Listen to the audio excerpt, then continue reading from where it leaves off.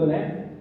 O Senhor é aquele que nos abençoa com todas as sortes de bênçãos espirituais nas regiões celestiais em Cristo Jesus, em todo o tempo, amém? Amados, eu estava esperando no Senhor, buscando no Senhor algo para compartilhar com os amados nessa noite, e o Senhor me fez lembrar de algo, de uma palavra de um ensinamento que me impactou há alguns anos atrás. Salvo engano, foi em 2008 em Aracaju, quando eu estava passando por um momento. 2008, meu Deus. Moniz nasceu em 2001, não foi, filha? Então, não foi em 2008. Foi em 2003. Estava passando por algo difícil na minha vida, por mais uma luta, e o Senhor falou muito forte comigo dentro dessa palavra. E essa palavra veio ao meu coração por esses dias, e nós, buscando ser fiéis ao desejo do Pai, queremos compartilhar com os amados nessa noite. Sabem que todos estão na casa do Pai, né? E na casa do Pai normalmente existe ensinamento, existe correção, existe instrução, né? Para que todos os filhos eles possam crescer da mesma forma no Senhor, para engrandecimento da glória de Deus Pai. Amém?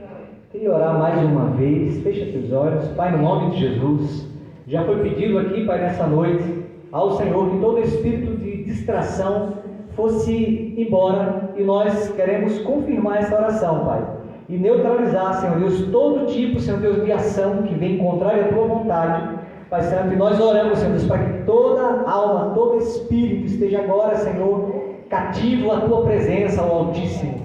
Oh Deus, para que nós possamos nos alimentar da Tua palavra, Senhor, para que possamos sair daqui, Senhor Deus, mais robustecidos do Senhor, e filhos mais próximos da Tua vontade perfeita, Senhor.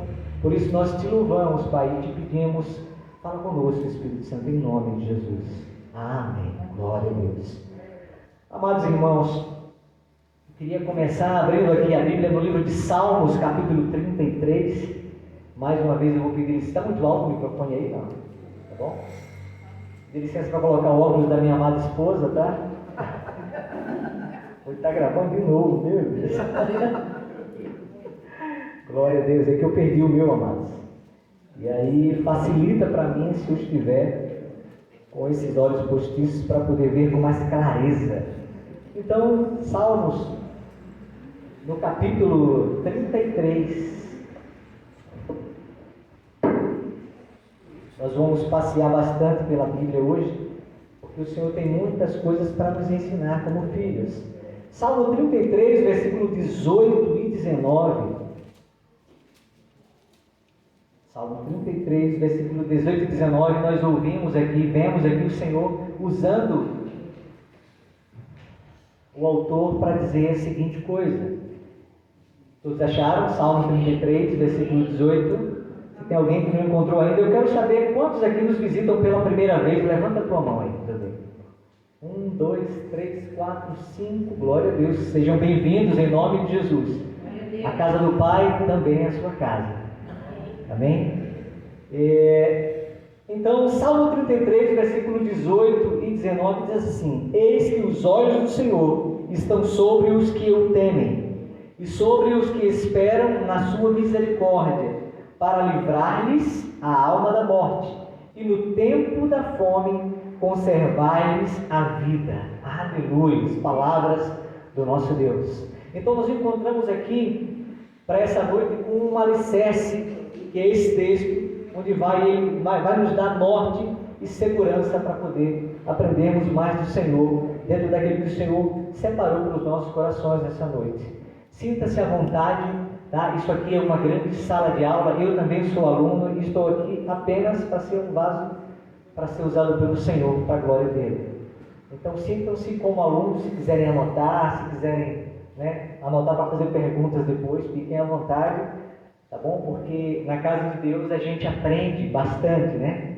Todos os dias nós aprendemos, e eu lembro muito bem que todos os dias eu fico imaginando, sabe? quando Jesus estava na terra, né, em figura humana, eu fico imaginando todos os dias de manhã, Jesus se levantando, acordando, os discípulos talvez acordando antes dele, mestre, o que é que nós vamos aprender hoje, né?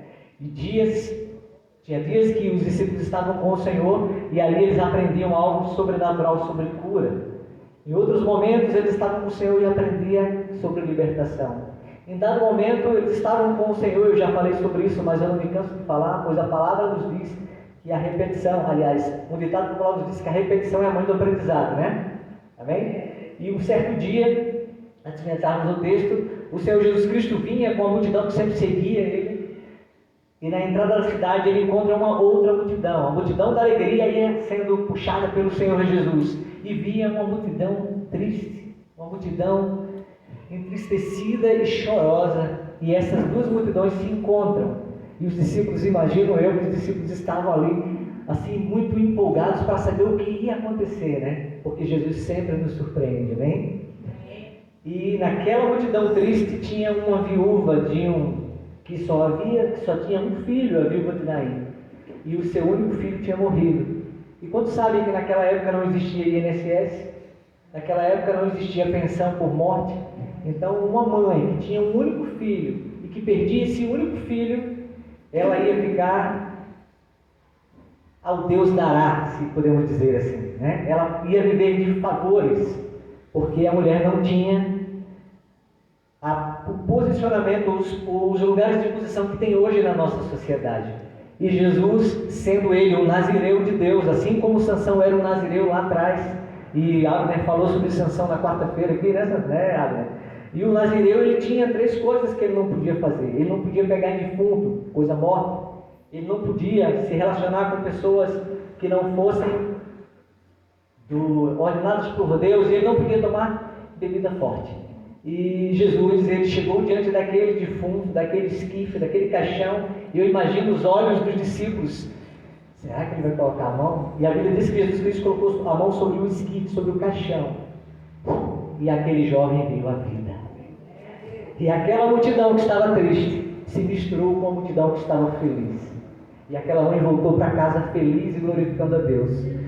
Porque o nosso Deus é aquele que transforma morte em vida, maldição em bênção, perda em ganho. Amém? Glória a Deus. E nesse texto o Senhor fala conosco que os olhos dele estão sobre os que o temem. Em primeiro lugar, eu queria desmistificar essa palavra. Eu sei que muitos sabem, mas talvez alguns não entendam a palavra temer, porque no nosso dicionário a palavra temer, ela pode ser medo também, né? Mas a minha Bíblia, ou melhor, nos originais da Bíblia, diz que a palavra temor, ela significa, ela vem do grego, e a palavra grega é dokimo. Dokimo, é isso mesmo? Dokimo.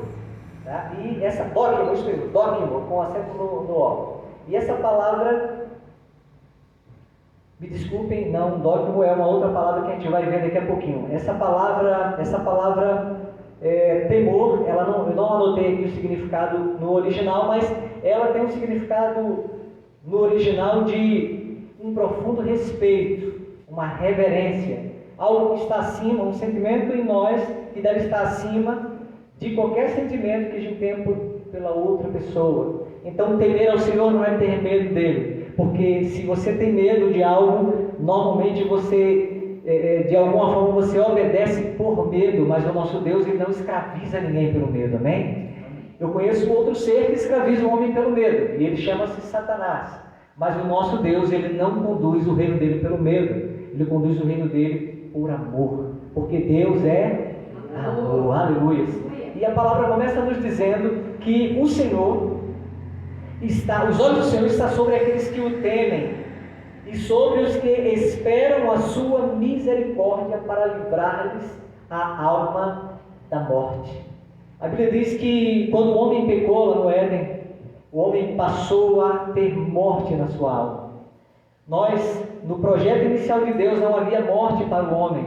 Deus criou o homem para viver eternamente e para viver a vida de Deus, a vida Zoe. A vida de Deus no original do grego, Zoe significa a vida perfeita, a vida de Deus. Mas houve um erro dos nossos pais lá do passado, Adão e Eva, e por conta do pecado deles, toda a alma passou a morrer. Por isso que a Bíblia diz que a alma humana, ela morre. Mas a minha Bíblia diz aqui que o Senhor, Ele está de olho naqueles que o temem, sobre os que esperam a sua misericórdia, para livrar-lhes a alma da morte. Aleluias. Então, nós entendemos que existe um inimigo, mas ele não é invencível. A morte é o inimigo do ser humano. Porque todos nós, muitos de nós, ou talvez todos nós, teríamos o desejo de viver eternamente, se nós não ficássemos debilitados com a idade, né? Quem não gostaria de viver para sempre, se você fosse jovem para sempre, né? Seria maravilhoso, mas o Senhor sentenciou a humanidade por conta do pecado, por conta do erro do homem. E a Bíblia diz que o Senhor, os olhos do Senhor estão sobre os que o temem e sobre os que esperam na sua misericórdia. E misericórdia significa tratar o miserável com o coração. Então Deus trata cada um de nós, miseráveis por termos sido gerados do pecado, com o coração, e nos livra a alma da morte. Amém? Glória a Deus. Então o Senhor, Ele nos ensina essas coisas e mostra, dá um norte para nós, como deve ser a vida daqueles que conhecem o Senhor e daqueles que querem realmente agradar a Deus. Lá no Salmo 145, versículo 19, o Senhor vai falar algo maravilhoso para a gente também. Salmo 145, versículo 19, o Senhor nos diz assim. Aleluia. Glória ao teu nome, Jesus. Salmo 145, versículo 19, a palavra do Senhor expressa: Ele acode à vontade dos que o temem, atende-lhes o clamor e os salva. Aleluia. Então o nosso Deus é aquele que ouve, é o Deus que ouve e acode e atende o desejo daqueles que o clamam. E mais uma vez ele diz que salva todo aquele que ele atende. Glória a Deus. E eu separei aqui dois textos, na verdade, que são textos principais, que é o primeiro que nós lemos em 2 Timóteo 2,15. Porque, como eu disse, o Senhor tem feito disso aqui, desse local, desse culto aqui, um local realmente de adoração, um local de ensino da palavra, e hoje não é diferente. Hoje o Senhor quer nos ensinar. E eu sempre gosto de... Na verdade, o Senhor sempre me traz a revelação da palavra, primeiro com um tema. E depois do tema, o Senhor vai gerando no coração e trazendo desenvolvimento daquilo, da revelação dele para as nossas vidas. E o Senhor me deu um tema para poder trazer para os irmãos esse desejo do Senhor para os nossos corações. O temor de Deus e os testes do amadurecimento cristão. Esse é o tema. Então, o Senhor, Ele nos testa. Existem testes em todo local, em toda a vida, em todos os lugares que nós vamos, nós somos testados, né? Muitas vezes nós nos colocamos diante de uma vaga de emprego, mandamos o nosso currículo e ficamos ali muitas vezes torcendo para sermos chamados, e quando nós somos chamados, nós ficamos frente a frente com alguém, normalmente com um psicólogo, com uma psicóloga, né? Que nos olha nos olhos, e eu particularmente fico pensando assim, está me estudando até o jeito que o meu olho para o lado, falo, né? E não é diferente. Então nós somos interrogados ali, nós somos arguídos naquela empresa quanto à nossa vocação para aquela vaga ali, e por muitas vezes nós somos aprovados e por outras vezes nós somos desaprovados por aquela empresa. Não é diferente também na escola, na faculdade, né? Nós recebemos conteúdo e através desses conteúdos nós fazemos testes. E através do nosso desempenho, de acordo com o que aprendemos do conteúdo, nós somos aprovados ou desaprovados ou reprovados. E o desejo do Senhor é que os seus filhos cresçam e sejam aprovados a cada dia. Por isso, nós vamos para o texto de 2 Timóteo 2,15, que é um texto muito conhecido. Enquanto você procura Timóteo 2,15...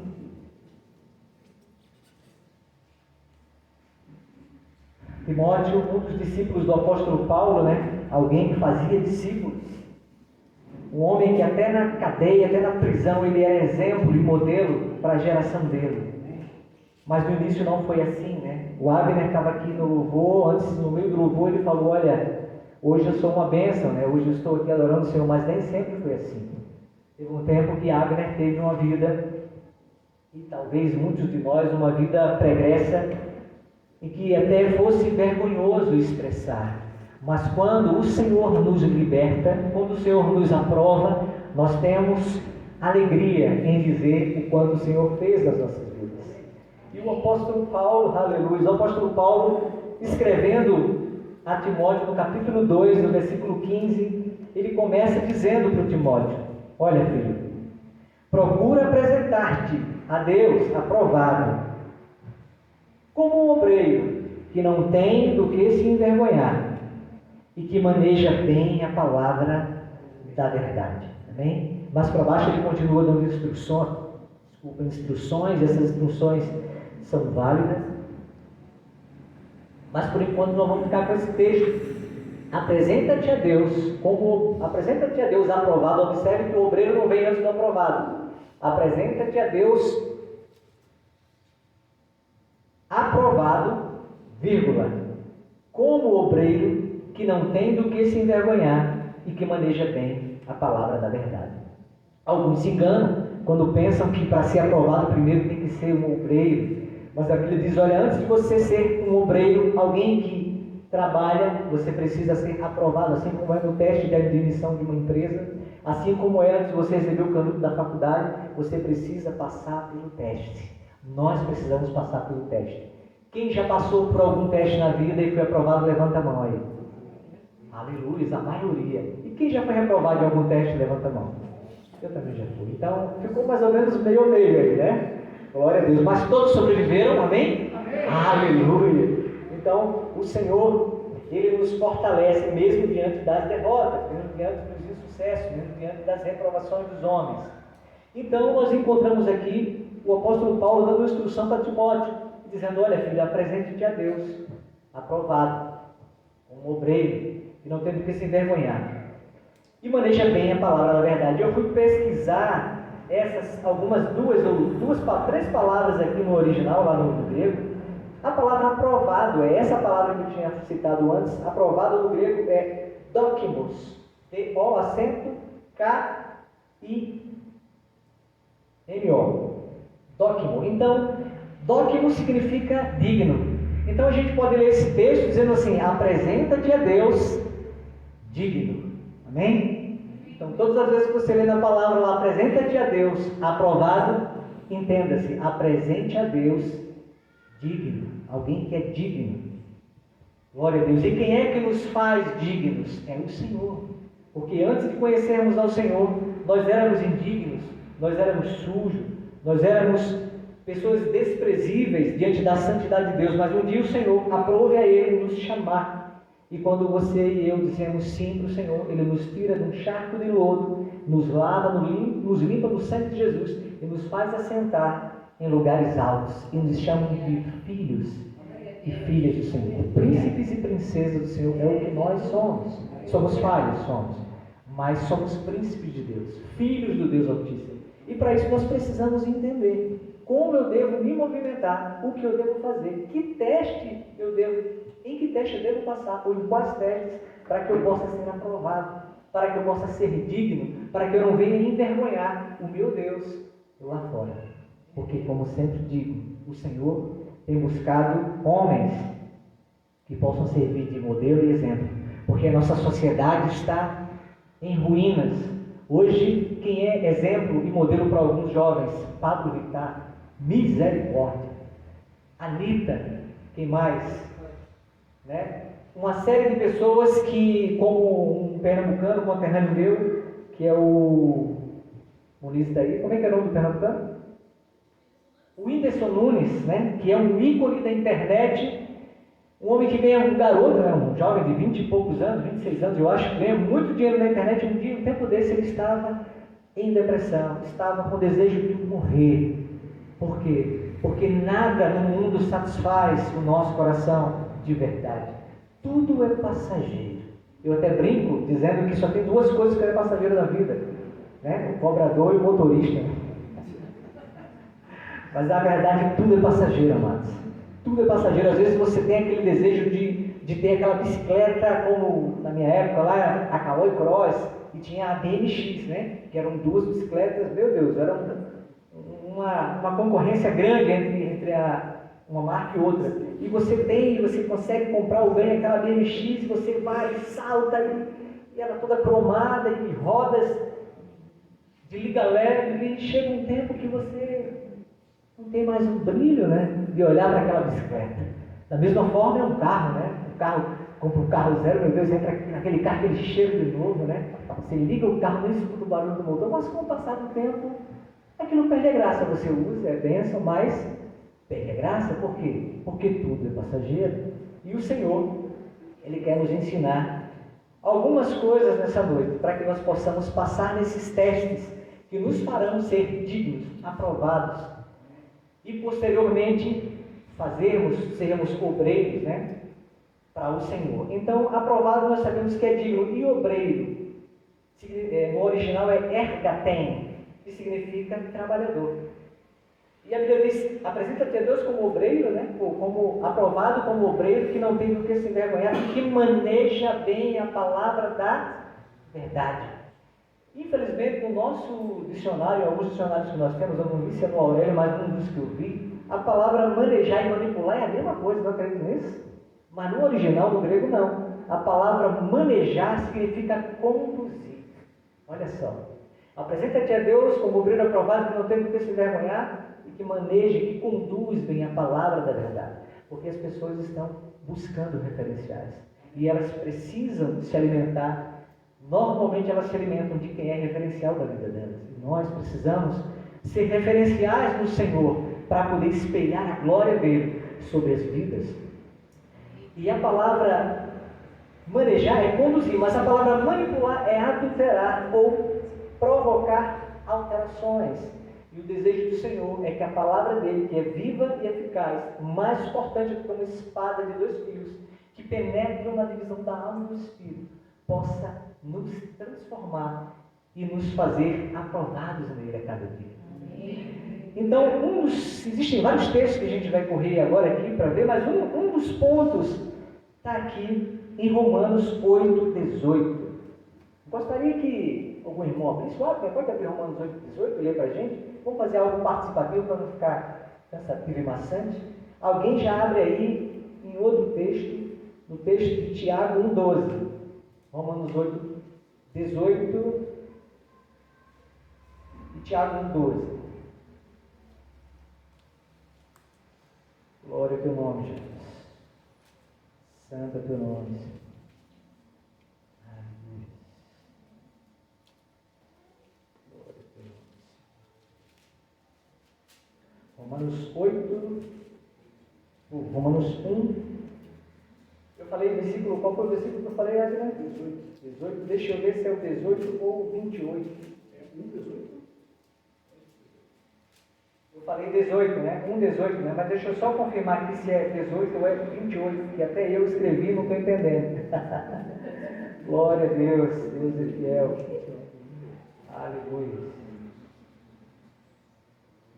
28, irmão. Capítulo 1 de Romanos. Aliás, capítulo 8 de Romanos, versículo 28. Vai ver que é o frio que está me congelando. Glória a Deus.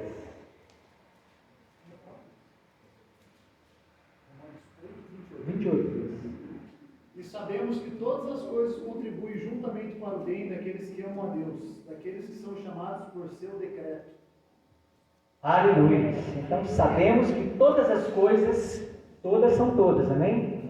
Até o que você não gosta, até o que veio que parece ser mal para nós, todas as coisas contribuem juntamente para o bem daqueles que amam a Deus.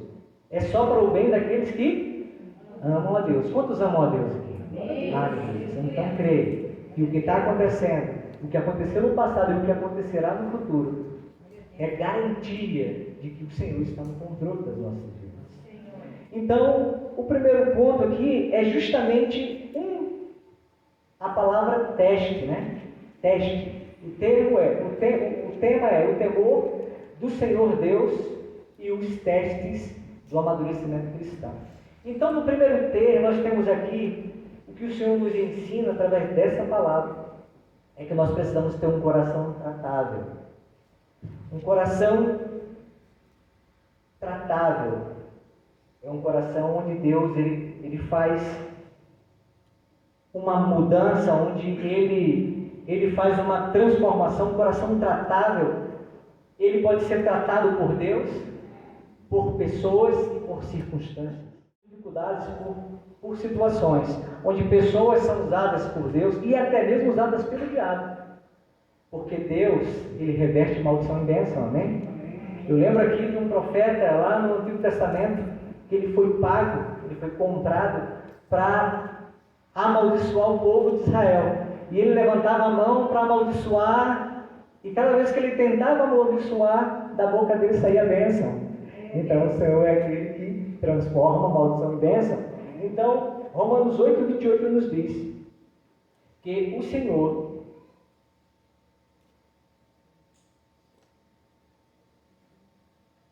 foi isso? Entendeu? Amém. Glória a Deus. Isso. Sabemos em todo isso. Sabemos que todas as coisas cooperam para o bem daqueles que amam a Deus. Então, como sendo alguém tratável, nós precisamos entender que todas as circunstâncias de alguma forma vão nos amadurecer. Nós temos também o texto de Tiago 1:12. Alguém encontrou o texto de Tiago 1:12? Pode ler, fica à vontade. Bem-aventurado o varão que sofre a tentação, porque quando for provado, receberá a coroa da vida, a qual o Senhor tem prometido aos que o amam. Glória a Deus, aleluia. Então o tratamento de Deus, vindo através de pessoas, situações, ou até mesmo dele, do Senhor, ele vai proporcionar para a gente esse treinamento para que a gente possa passar nos testes da vida. Então, o próximo texto aqui é o texto de 1 Coríntios 4, de 7 a 18, onde o Senhor vai nos ensinando e nos mostrando aqui, 1 Coríntios 4,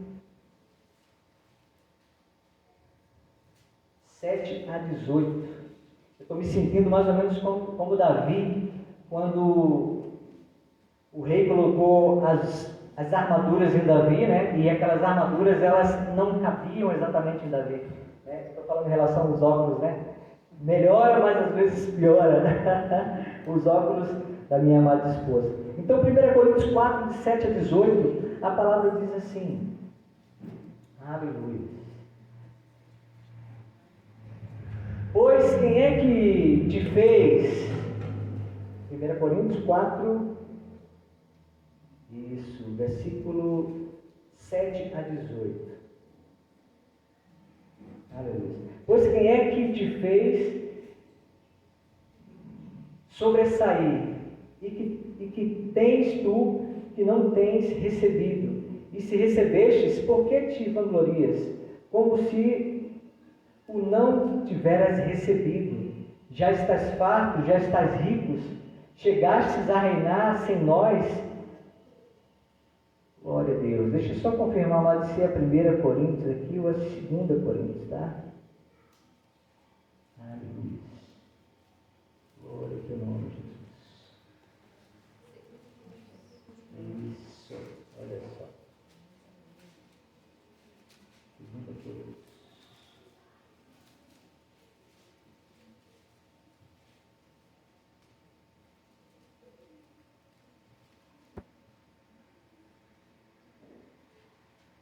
Amém, é isso mesmo, 2 Coríntios, isso mesmo, 4, 7 em diante. Temos, porém, esse tesouro em vasos de barro, para que a excelência do poder seja de Deus e não de nós.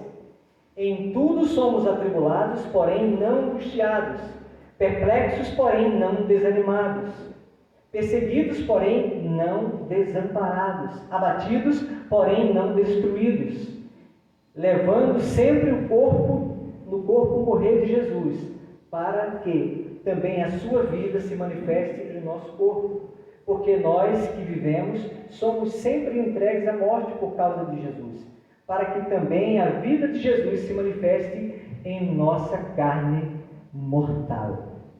Versículo 12, de modo que em nós opera a morte, dizia o apóstolo Paulo, mas em vós a vida, tendo, porém, o mesmo espírito da fé, como está escrito, eu criei, por isso é que falei. Também nós cremos, por isso também falamos, sabendo que aquele que ressuscitou o Senhor Jesus também nos ressuscitará com Jesus e nos apresentará convosco. Porque todas as coisas existem por amor de vós, para que a graça multiplique-se, torne-se abundante as ações de graças, e por meio de muitos, para a glória de Deus. Por isso, não desanimemos, pelo contrário, mesmo que nosso homem exterior se corrompa, contudo, nosso homem exterior se renova de dia em dia, porque a nossa leve e momentânea tribulação produz para nós eterno peso de glória, acima de toda a comparação, não atentando nós nas coisas que se vêem, mas nas que não se veem, porque as coisas que se veem são temporais, e as que não se veem são eternas. Então o apóstolo Paulo, glória a Deus, um homem que viveu intensamente o Evangelho, né? Ele viveu intensamente a glória de Deus, e viveu intensamente a perseguição, um homem que foi morto, né? Por conta do Evangelho. Ele aprendeu que através do tratamento que o Senhor dá, através do tratamento das circunstâncias, as circunstâncias nos tratam, as pessoas nos tratam, e o Senhor nos trata. Com isso, nos faz passar nos testes da vida para o Senhor. O outro ensinamento é justamente o segundo, que é o discípulo. Ele precisa ser ensinável. O Filho de Deus, ele precisa ser ensinável, ele precisa ser tratável, e ele é tratado por circunstâncias, ele é tratado por pessoas, é tratado pelo Senhor. E o discípulo do Senhor, aquele que precisa crescer, amadurecer como cristão, ele precisa também ser alguém ensinável.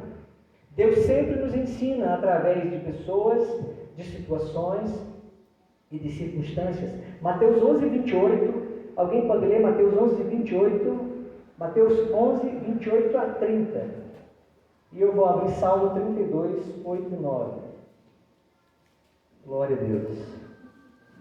Então o discípulo do Senhor precisa ser tratável, e esse segundo ponto, ele precisa ser ensinável pelo Senhor, para que possamos passar pelos testes da vida. Alguém achou? Mateus 11, 28 a 30.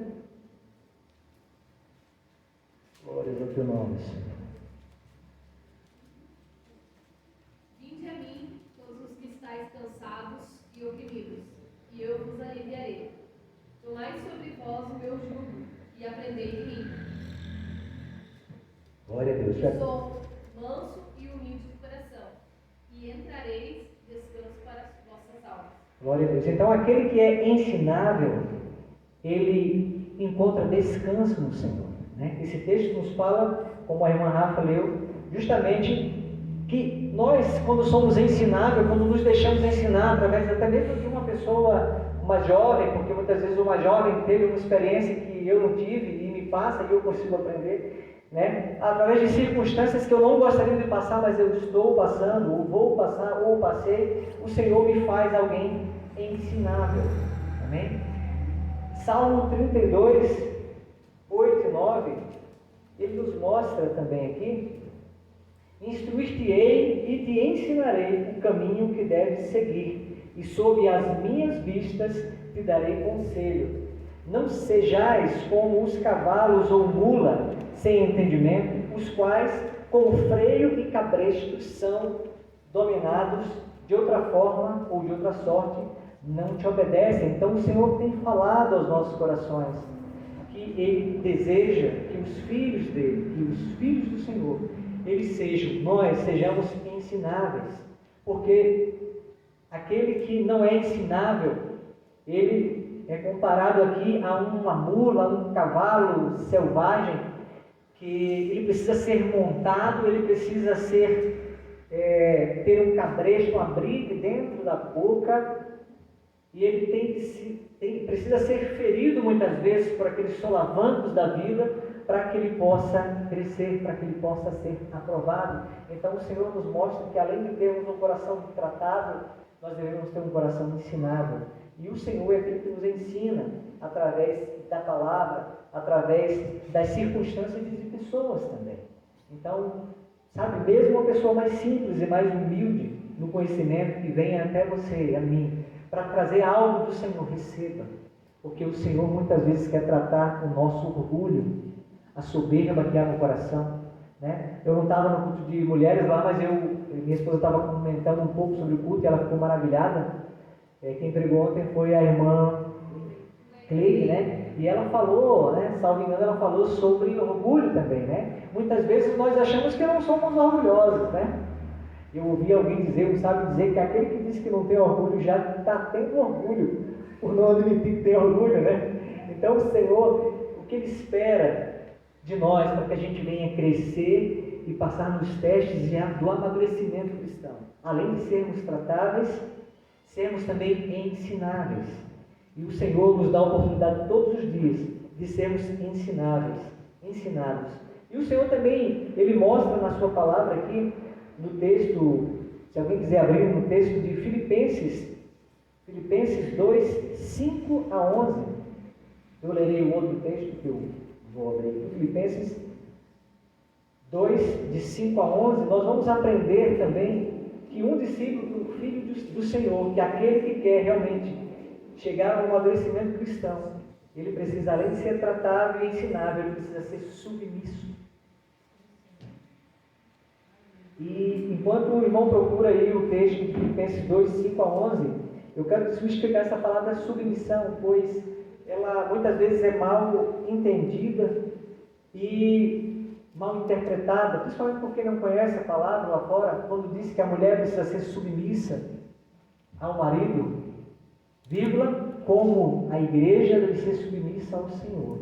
Amém? Então, submissão é estar em dois, numa mesma missão. Um exemplo prático é um avião. Quem já voou num avião comercial sabe que você tem um piloto e você tem um copiloto. O piloto tem algumas atribuições, o copiloto tem outras atribuições. Então, submissão é estar dentro da mesma missão, mas estar sujeito àquilo que te compete fazer. De sorte que haja em vós o mesmo sentimento que houve também em Cristo Jesus, que sendo em forma de Deus, não teve por usurpação ser igual a Deus, mas aniquilou-se a si mesmo, tomando a forma de servo, fazendo-se semelhante aos homens, e achado na forma de homem, humilhou-se a si mesmo, sendo obediente até a morte e morte de cruz, pelo que também Deus o exaltou soberanamente e lhe deu um nome que é sobre todo nome, para que ao nome de Jesus se dobre todo o joelho dos que estão nos céus e na terra e debaixo da terra, e toda língua confesse que Jesus Cristo é o Senhor, para a glória de Deus Pai. Glória a Deus, que texto maravilhoso, né? Então, olha só o que é que a submissão ao Senhor faz conosco. Ele vai nos levar até a presença de Deus. Através da submissão, Jesus era Deus, amém? 100% homem e 100% Deus. Uma prova contundente disso é quando Jesus está no Getsemane. E todos sabem que Deus no passado, antes de ser conhecido como Yahvé, como Jeová, ou como o alto que existe eternamente, ele foi apresentado como o Eu Sou, né? Quando Moisés estava ali no Monte Carmelo, recebendo os 10 mandamentos do Senhor, aliás, recebendo a ordem do Senhor para ir para o Egito e os mandamentos, o Senhor, ele perguntou, mas Senhor, eu vou chegar para o faraó e eu vou dizer que quem me mandou? Eu estou numa montanha falando com um ser, né, terrivelmente maravilhoso, mas eu não sei como te chamar. E ele disse, diga que o Eu Sou te enviou. E Jesus, na noite que ele foi traído, que ele iria ser traído, ele estava lá no Getsemane, no local lá embaixo das árvores, no local provavelmente escuro, e de repente chega um homem, chega lá o Judas Iscariotes com os soldados, beija Jesus na testa, e os soldados perguntam, é você, Jesus, o rei dos judeus? E ele diz, eu sou. Se você for lá para o texto, você vai ver quando ele diz eu sou, há um terremoto. A terra treme diante do Todo-Poderoso. A terra treme diante daquele que era, daquele que é e daquele que voltará para me buscar e te buscar. Mas Ele deseja encontrar um povo tratável, ensinável e submisso a Ele. Mesmo que essa submissão custe o orgulho, mesmo que essa submissão custe ouvir aquele que tem menos conhecimento do que você. Mesmo que a submissão ela te rasgue por dentro. Mas a submissão vai fazer com que o Senhor nos receba naquele grande dia. Ele vai nos olhar e vai ver. O Esdras, o Abner, a Quininha, cada um de nós, olha, ele foi tratável, ele deixou se tratar por mim, pelas circunstâncias e pelo outro, até por aquele que incomodava, até por aquele que era usado pelo próprio Satanás. Quantas vezes você, como cristão, fez alguma coisa errada, ou até aparentou apenas estava fazendo, ou nem estava fazendo, mas alguém disse, é crente, quem já recebeu isso aí? Amém? Porque o mundo cobra de nós. O mundo cobra de nós uma postura de santidade, uma postura diferenciada, né? Então, o próprio mundo, o próprio ímpio, muitas vezes ele é usado por Deus para poder tratar a mim e a você, para fazer com que a gente, se perceba e nos coloquemos ali na posição que o Senhor nos chamou. Então, nós aprendemos que o Senhor é aquele que nos trata, nos ensina e também nos ensina a ser submissos, né? Então um outro texto também falando sobre esse tratamento dentro da submissão, que eu abri aqui, está no texto de Romanos capítulo 13. Romanos capítulo 13, a partir do versículo 1, onde ele diz assim: todo homem esteja sujeito às autoridades superiores, porque não há autoridade que não procede de Deus, e as autoridades que existem foram por eles constituídas, de modo que aquele que se opõe à autoridade resiste à ordenança de Deus, e os que resistem trarão sobre si mesmos condenação. Versículo 3: porque os magistrados não são para temor quando se faz o bem, e sim quando se faz o mal. Ou seja, quando sabem que alguém só vai ter medo de um juiz, se bem que nós estamos vivendo dias difíceis na nossa nação, em relação ao Supremo Tribunal Federal, mas quando sabem que um juiz não faz medo a quem anda correto. Agora, quando sabem que quem cometeu um crime, quem cometeu um erro grave, passa a ter medo de um juiz ou não passa? Então a Bíblia diz que o juiz ele não foi constituído para ter medo, para ser temido, a não ser para aqueles que andam errados. O nosso Deus ele é amor, mas ele também é um justo juiz. Se eu ando diante dele de forma submissa, se eu ando diante dele, se você anda diante dele de forma correta, mesmo com falhas, nós buscamos acertar, então nós não temos medo do Deus juiz. Nós nos alegramos porque naquele grande dia nós estaremos do lado do Todo-Poderoso, julgando os moradores da terra, diz a palavra lá no Apocalipse. Amém? Então, submissão é também um atributo, ou seja, uma observação que nós temos que fazer e sermos submissos a cada dia, para que o Senhor possa nos aperfeiçoar e nos fazer amadurecer como cristãos. Ainda dentro desse texto aqui de submissão, nós temos Efésios 6, de 1 a 3. Efésios 6, de 1 a 3, ele nos ensina o seguinte: aleluias. Por essa causa, eu, Paulo, sou prisioneiro de Cristo Jesus, por amor de vós, gentios. E se é que tendes ouvido a respeito da dispensação da graça de Deus, a mim confiada para vós outros, pois, segundo uma revelação, me foi dado conhecer o mistério, conforme escrevi há pouco. Resumidamente, versículo de Filipenses 6, Eu falei Filipenses 6, eu li Filipenses 1, olha só. Efésios, vamos lá. Efésios 6, isso mesmo, Efésios 6. Efésios 6, de 1 a 3, exatamente. Eu tinha lido o texto errado, amados? Efésios 6, de 1 a 3. Filhos, obedecei aos vossos pais no Senhor, Pois isto é justo, honra teu pai e a tua mãe, que é o primeiro mandamento com promessa, para que te vá bem e sejas de longa vida sobre a terra. Então o Senhor nos ensina que a submissão, ela preserva a nossa vida. Aqui ele falou submissão aos pais, mas no outro texto ele falou sobre a submissão a Deus. Então o Senhor nos ensina, como filhos dele, a sermos submissos aos líderes, às autoridades, aos pastores e aos nossos pais. Todas essas coisas nos aperfeiçoam diante do Senhor, nos fazem passar nos testes. O primeiro teste foi o teste do tratamento. Eu preciso ser tratado, eu repito muito, né? Mas é que a repetição é mãe do aprendizado. E o Senhor nos ensinou que ser ensinável é uma forma de nos aperfeiçoar nele. E mais uma vez ele nos ensina aqui sobre sermos submissos. E tem uma outra coisa também que o Senhor nos mostra e nos chama a atenção, que está lá no texto de Efésios 4:25, já estamos aqui. Efésios 4:25. Por isso, deixando a mentira, fale cada um a verdade com o seu próximo, porque somos membros uns dos outros. Então o Senhor nos fala aqui sobre transparência. Então um filho de Deus, uma filha de Deus, aquele que busca, que quer agradar o Senhor, ele precisa andar também em transparência. E a transparência, ela deve ser com Deus, para comigo mesmo e para com aqueles que me cercam. Transparência para com Deus, transparência para comigo, porque quantos de nós, muitas vezes, nos auto-sabotamos, né? Estamos fazendo algo que Deus desaprova, mas posamos dentro do nosso coração como se estivéssemos fazendo certo.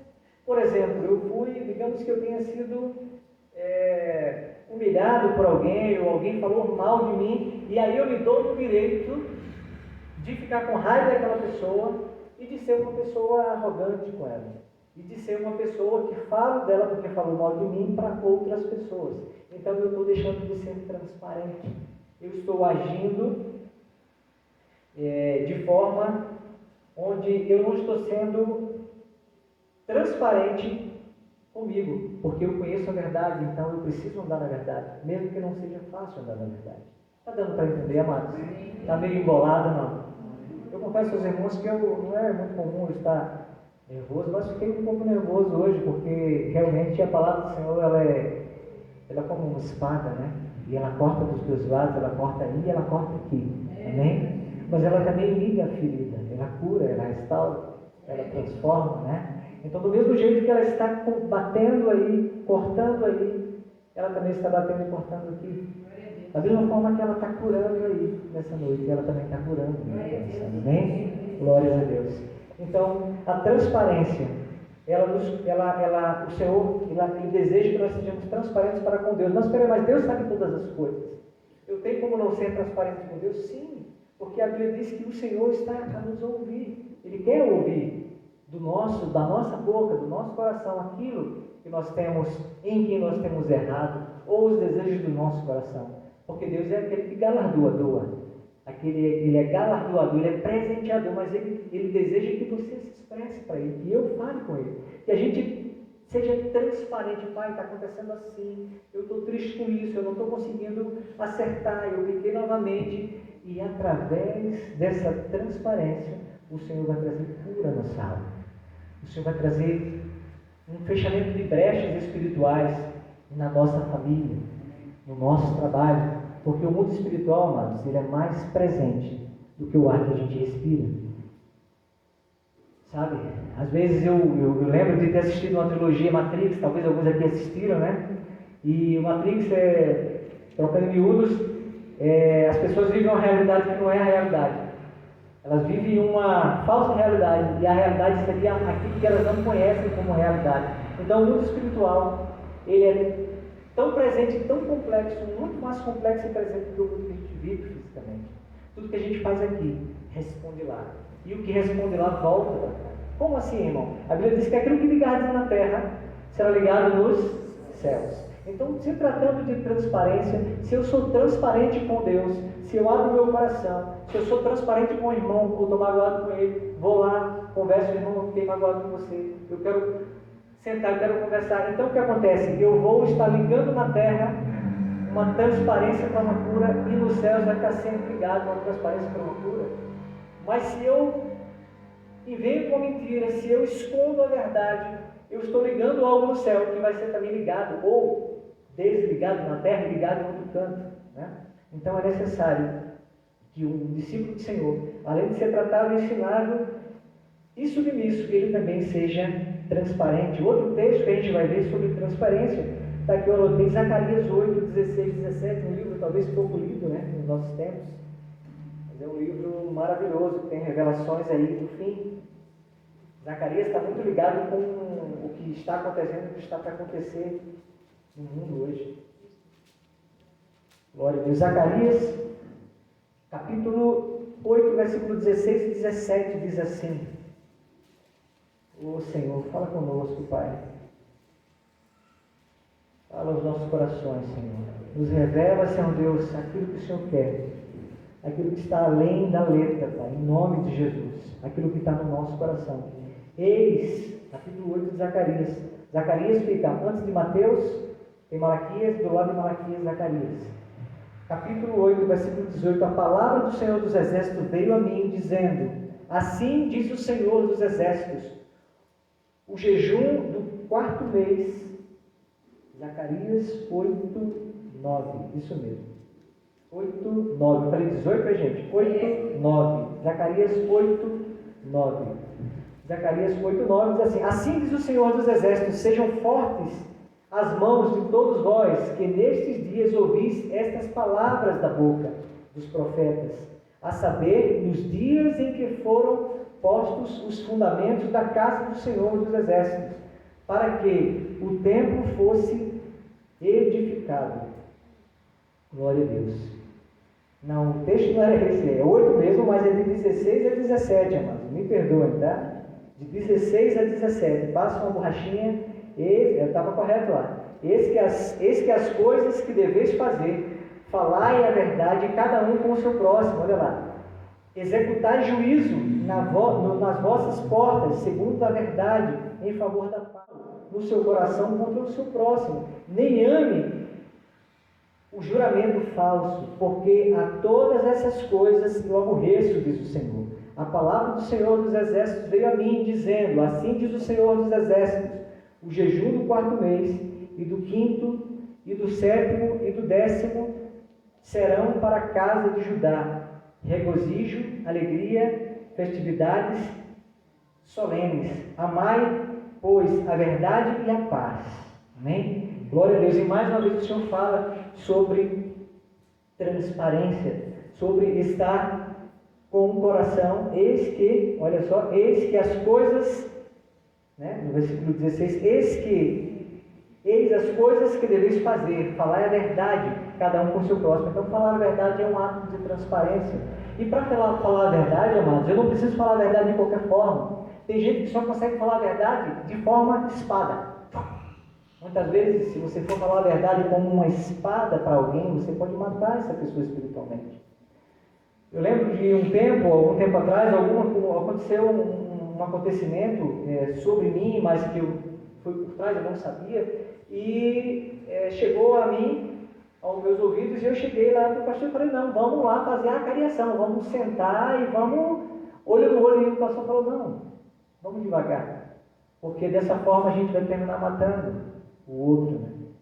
a outra pessoa. E eu atendi a sabedoria do Senhor através do pastor Tom, e nós deixamos para um tempo oportuno.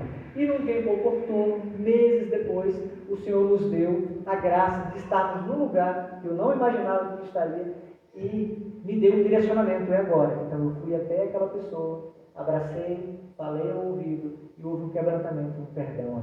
Amém? Então a transparência, a verdade, a transparência, ela deve ser da seguinte forma: a Bíblia diz que a palavra dita no tempo oportuno, ela é como uma maçã, de ouro, digamos que isso aqui seja maçã, servida numa bandeja de prata. Ou seja, a bandeja de prata, ela valoriza a maçã. Ela não deve ser servida em qualquer lugar. Então a palavra também ela deve ser dita no tempo oportuno e da forma certa. Então não precisa ser uma espada. Você pode com amor conversar com aquela pessoa e reconciliar, e o Senhor estará vendo que nós somos transparentes e amáveis também. Um outro ponto, amados, também aqui é, além para que possamos amadurecer como cristãos, precisamos ser tratáveis, ensináveis, submissos e transparentes, também precisamos ser esperançosos. Amém? A minha Bíblia diz que a fé, ela precisa andar de braços dados com a esperança, porque a fé, ela crê, a fé, ela não sente, a fé, ela sabe. A Bíblia diz que a fé é o firme fundamento das coisas que se esperam e a convicção de fatos que eu não vejo ainda. Senhor, eu preciso tanto de alcançar alguma coisa, sei lá, talvez um cargo no seu trabalho, talvez você tenha desejo de receber uma cura, mas até você crê. Então a fé não sente, ela não precisa sentir. E eu tenho um testemunho tremendo que eu ouvi alguns anos atrás, de um pastor que estava na África, dentro desse espectro aí, e ele estava ali, pastor Josué Lyon. Ele foi muito difundido no final, acho que no começo do ano 2000, e ele estava ali numa cidade da África, e ele começa a orar por cura. Uma multidão de africanos estavam ali, glorificavam, né, e adoravam o Senhor. Todos sabem que os africanos são muito expressivos, né, na adoração. E de repente um homem começou a andar no meio da multidão assim, e um destaque. Onde esse homem passava, a multidão, as pessoas caíam no chão e desfaleciam. E ele ficou curioso, mas como era uma multidão muito grande, ele não conseguia ali saber naquela hora. E ele pediu para alguém chamar aquele irmão que estava andando, e ele queria saber por que estava caindo as pessoas ali. E aí o irmão veio até ele e ele disse: que coisa curiosa, isso nunca aconteceu. Eu já estive em vários lugares, em vários países, e eu já orei por enfermos, eles foram curados, mas o que aconteceu? Alguma cura? Ele disse: eu não vou falar para o senhor, eu vou em casa. E ele foi na casa dele e trouxe uma foto. Aquele homem, ele era um soldado que lutou numa dessas guerras lá na África. E ele pisou numa mina. E literalmente a perna dele explodiu, ele só tinha uma perna e meia. E no momento da oração, daquele pastor, no momento que ele orava por cura, aquele homem se agarrou na fé. Ele não precisou sentir se ia crescer uma perna, ele apenas creu e ficou de pé. E quando ele ficou de pé, as pessoas que o conheciam começaram a desmaiar, porque a glória de Deus se acendeu naquele lugar. E a perna daquele homem, não me pergunte como, amados, a fé, ela não se explica, a fé se crê. A perna daquele homem cresceu e voltou a ter uma perna normalmente. Talvez assim como uma cauda de lagartixa que corta e cresce, né? Mas o que acontece? A fé não precisa sentir, a fé crê, a fé sabe. E a Bíblia diz, nesse texto que eu estava citando aqui, que a fé ela precisa andar com uma esperança. Eu fiz um tempo desse, eu não lembro onde eu estava, mas eu estava falando a palavra, e peguei um irmão para simbolizar a esperança, e andei com ele. Eu era fé e ele era a esperança, e havia um objetivo para chegar. Mas até você chegar lá no objetivo da tua fé, daquilo que você crê que vai acontecer, talvez tenha um tempo, um percurso. Amém? Talvez seja um desejo grande no seu coração, talvez uma cura, talvez algo físico, não sei, algo no trabalho, mas eu peguei aquele irmão e andamos juntos. Existia um objetivo, era chegar naquela coluna, mas até chegar lá tinha muitos obstáculos. E a fé por si, sem a esperança, ela não consegue chegar até lá, porque a fé crê, mas é a esperança nas promessas do Senhor que nos conduzem até o cumprimento daquela fé. Amém? Amém. Glória a Deus. Abraão e Sara eram idosos.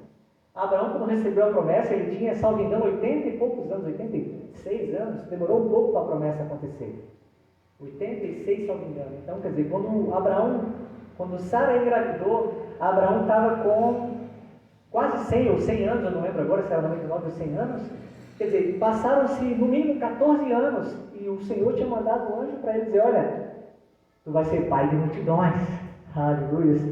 E eu acredito que ele creu, porque ele é tipo como pai da fé na Bíblia, embora Sara sorriu, né?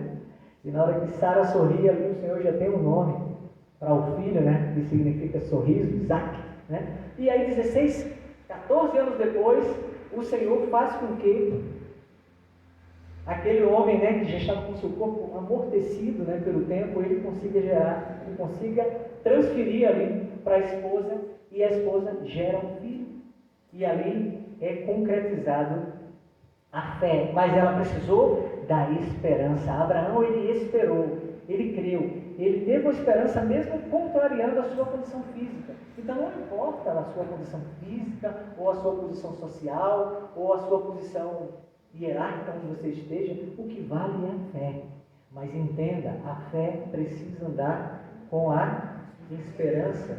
E a esperança é uma das coisas que nós precisamos crescer nela, para poder de fato sermos amadurecidos e aperfeiçoados como cristãos. A esperança. Então lá, do texto de... Aleluia. Já disse o texto para a gente ler sobre esperança? Ainda não, né?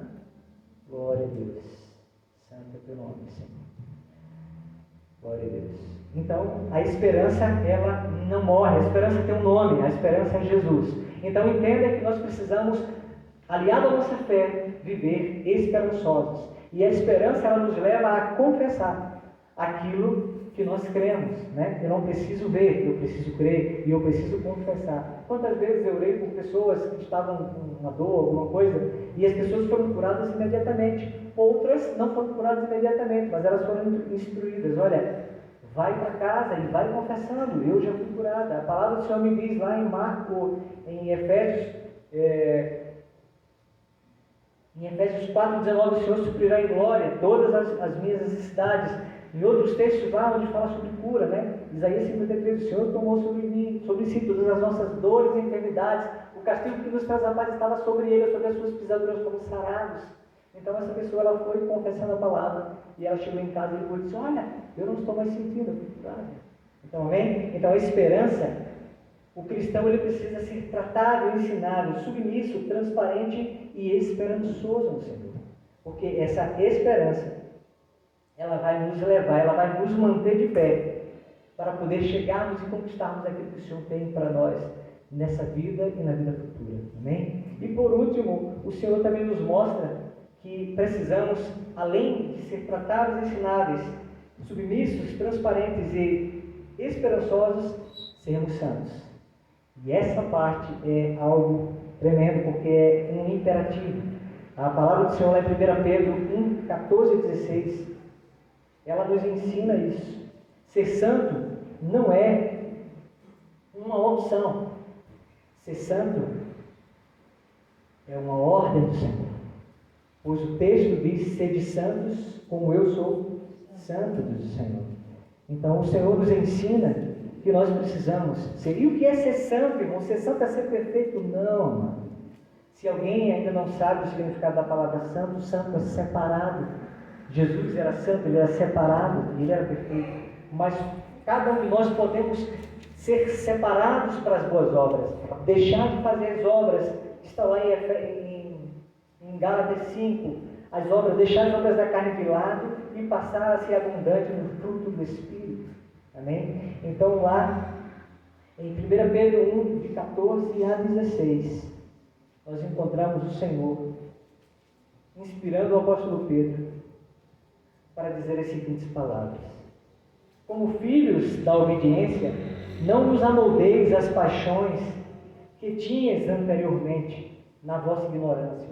Pelo contrário, segundo é santo aquele que vos chamou, tornai-vos santos também, vós mesmos, em todo o vosso procedimento, porque está escrito: sede santo, porque eu sou santo. Então o nosso Deus, ele é um Deus que nos dá uma ordem, que nós precisamos a cada dia buscar nos santificar. E buscar nos santificar muitas vezes é nos separar de rodinhas das pessoas que comentam, que fazem, que falam de coisas que não agradam ao Senhor. Ser santo muitas vezes é até mesmo deixar de colocar em nossa boca fisicamente coisas que vão prejudicar a nossa vida espiritual. A Bíblia fala sobre, por exemplo, sobre, o texto não está aqui, mas fala sobre, por exemplo, uma dúvida que houve entre os discípulos lá no livro de Atos, e o Pedro foi orar ao Senhor, e o Senhor deu uma revelação para Pedro, porque Pedro ele foi chamado para pregar aos judeus. e Paulo para pregar aos gentios, aos que não eram judeus, né? E os judeus, eles já faziam essas coisas, eles não comiam sangue, eles não tocavam não comiam comida sacrificada a ídolos, né? Eles não eram instruídos a não se envolver com pornografias, mas o povo que vinha lá de fora, né? Como muitas vezes nós falamos do Senhor e as pessoas vêm para cá e recebem Jesus, mas elas estão lá, sabe, muitas vezes com uma bagagem, né? Se nós pudéssemos olhar cada um de nós aqui, quando entramos ou quando saímos, a gente iria ver no mundo espiritual uma bagagem, e muitas vezes as pessoas vão vir com uma bagagem espiritual pesada. Sabe que muitos que vêm à casa do Senhor, muitas vezes se entregam ao Senhor, mas ainda estão sendo tratados do vício do cigarro, né? Nós temos testemunho aqui, né, irmã? Posso citar o seu nome, né? Cleidiane veio do Senhor, e ela lutou, e olha, está livre do cigarro, né? Está até mais bonita, né? Porque o cigarro, ele destrói não só o nosso por dentro, mas por fora também, né? Amém? Então, amados irmãos, o Senhor, Ele nos ensina a ser santos, e nós precisamos, com afinco, de fato buscar ser separados. Então essas pessoas vêm lá de fora para cá e elas vêm cheias de vícios, e muitas vezes você precisa ter amor, você precisa ter amor para poder sentar, sabe?